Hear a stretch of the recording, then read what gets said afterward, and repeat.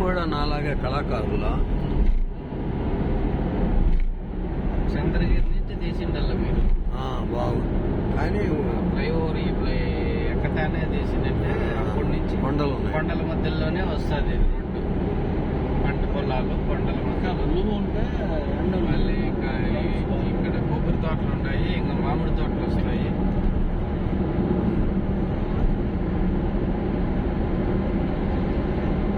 Kanipakam to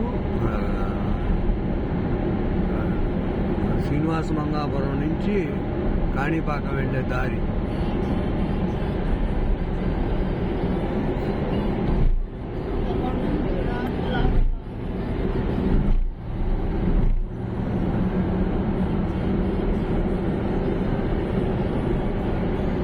భగవంతుడు మనిషికి ప్రసాదించిన వరం ప్రకృతి.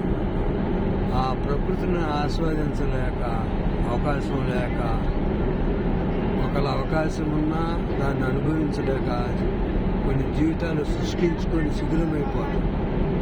వాళ్ళకి చిన్న అప్పుడప్పుడు మీరు వెళ్ళి ఆ ప్రకృతిని ఆస్వాదించండి.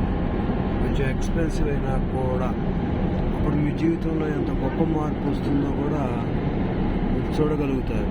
ఎంత ఆనందంగా ఆహ్లాదంగా ఉండగలుగుతారు. నేను చెప్పే మాట కాదు, ఇండస్ట్రీ అన్నారు చెప్పిన మాట.